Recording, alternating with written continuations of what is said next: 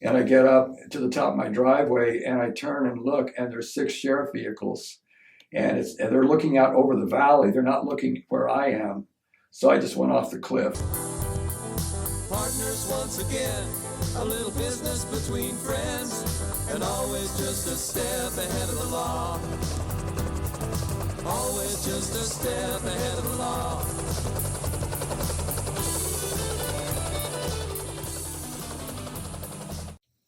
Would have been early 90s or maybe 91.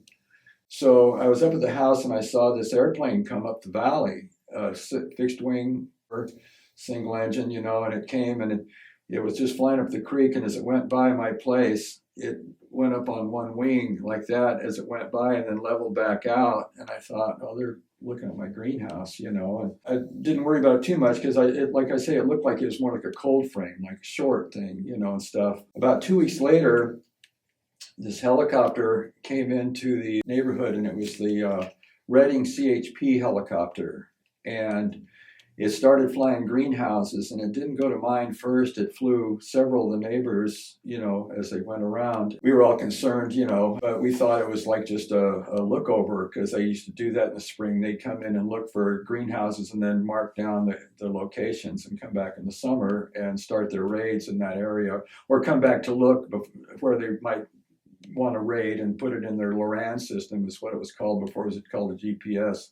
It was this LORAN computer thing that they were using after the first few years, in the campaign against marijuana planting thing. And so they flew a bunch of greenhouses, and then they flew mine, and they came by and looked at it pretty close, and you couldn't see inside. It was all steamed up, and all the plants were just, at that point, they were about 3 inches tall. We all kind of were concerned, but we always figured it'd be 2 weeks to get a warrant for anything, so it looked sketchy, or we thought something was happening with one of the other greenhouses. We could have moved it out, easily enough. But they came back about an hour later to my greenhouse and hovered right over it for about a minute.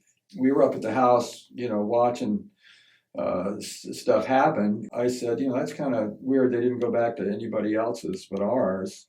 As it turned out later, they had landed up the hill from where I was and dropped a guy off, a guy named Kenny Henderson. L62 was his call sign. He was a cop that eventually got booted out for civil rights violations. But anyway, they had dropped him off, and they had come back down apparently to show him where the greenhouse was, so he knew where to hike, because there was no place to land down by the greenhouse. So we thought, okay, let's move out, and I was going to go out the skid road out past my house. We heard on the scanner, they said, where are you? And L62 says, you don't know, do you? And he says, where are you? He says, we're at the liquor store in Redway getting lunch. And he says, well, we'll have the chopper pilot show you in.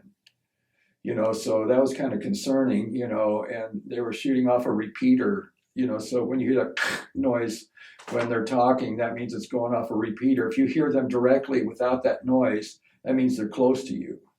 So and that's called, simplex. The duplex is off the repeater. Anyway, when he said that, he sounded like he was right in our living room when he said, you don't know, do you? And it was like, that's really close. And we knew that everybody else was in Redway. So, we all gathered, got left, and I went out the back road, and, my wife took the kids up to the car, which is at the top of the driveway. I thought I'd wait and see if they drove by, and they did call my wife. The old man down the hill called her. He always called when the caravan went by. So he called and said, they're coming up the creek, and that's like 10 minutes from our place. So they went up to the car, and I went out the back of the skid road to see if they went by, because I could see the county road from there. And so that was the plan, is that they went by, then we knew they were going, because they flew other greenhouses past us, We figured that, we weren't necessarily in the hot seat, but we thought we'd just hang tight and wait and see where they did go before we did anything else.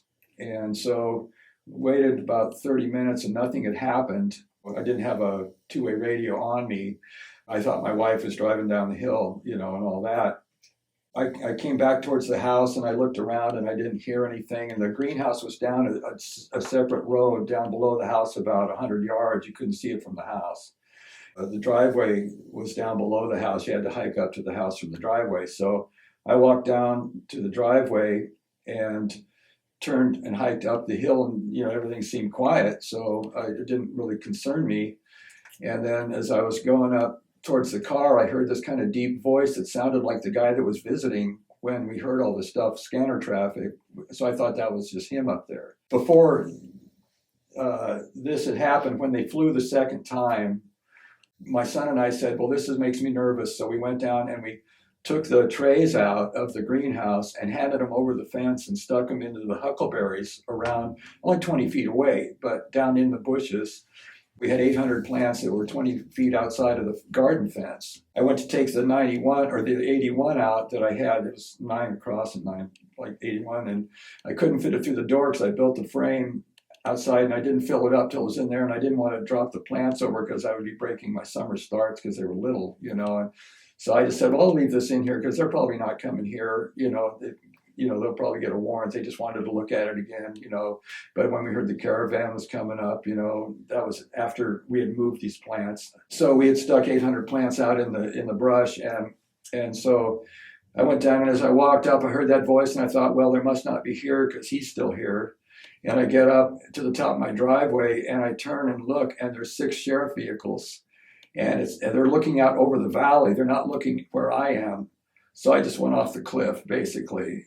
And, just hid right over the bank. I got down a few steps and, I had a wallet on me and stuff that I stuck in between the bark and an old fir stump so that if they found me, they wouldn't have any of my money or credit cards or anything in it. I just hung out until they left.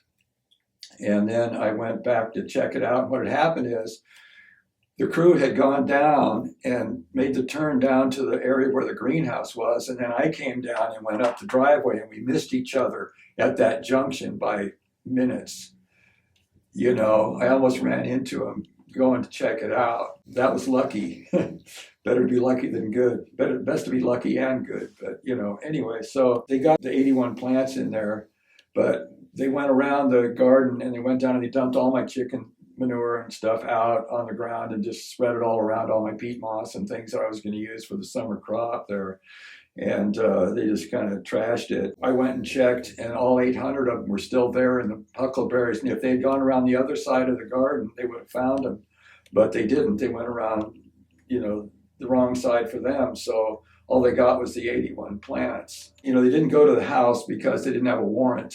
There were certain rules, and also they didn't have a warrant for my greenhouse. It takes time to get a warrant. They don't do it like now where they can do it on your phone. They can just send you a warrant, and stuff. They didn't do that then. They didn't have that technology.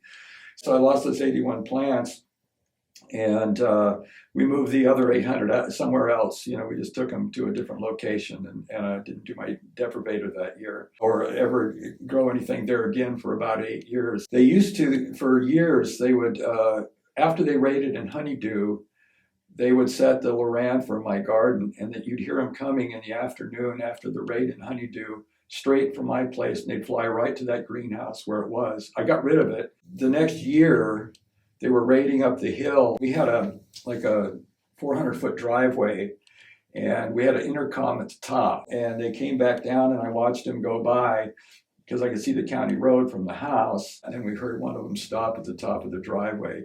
And I'd been kind of freaked out all year about them coming back. Well, they stopped to talk to me, and I knew that's what they were going to do. So I just went out of the house and walked out to where they were going to come down the driveway. And this guy, L62, Kenny Henderson, came down, gave me the 3rd degree. I mean, he said, well, you didn't know there was a raid here last year? I said, nobody told me, and he knew I was lying, but that's what you have to do in a situation like that. And it was cleaned up. I changed the fence. The thing was gone, completely gone. The greenhouse that had the weed in it, my old greenhouse, was still there, but it didn't have anything in it except our scarecrow, which my wife had made out of a jumpsuit stuffed with things and one of those really scary, Halloween masks on it. And that was a funny thing because on the scanner, when they were down there, the guy says, well, we have a suspect. And they go, you do? And he goes, yeah, it looks like your sister. And then they all started laughing, and the guy up at the top didn't know what they were talking about, but they had run across this guy in the greenhouse. I walked down there with him because he said, well, it was down here. And I said, well, look, I think you're fishing. I'd like you to just leave, I said, there's, nothing down there. He says, well, I'm going to go this way. And I said, well, yeah, but then you're going to be on my neighbor's property. He says, well, that's my problem, isn't it? And so he heads down. He says, well, are you coming? And I said, sure.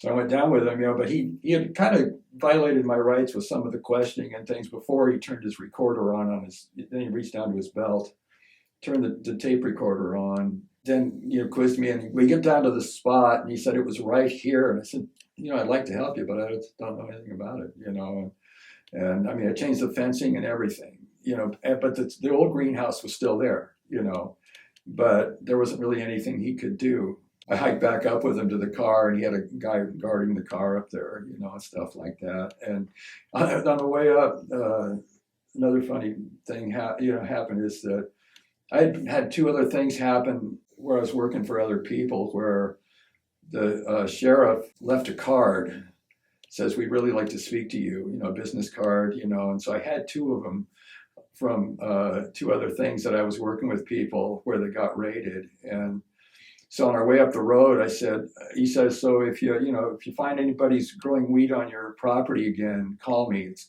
Kenny Henderson, ask for me. Call the sheriff's department, ask for me. And I said, okay. I said, do you have a card? And he reached for his pocket. He goes, it's Henderson, like Henderson Center. Just call and ask for me.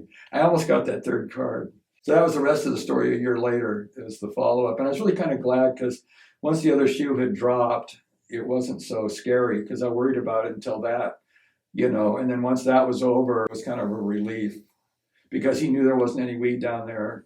When he showed up, it was weed season, so I would have had it down there if I had any, and so anyway, that's that story.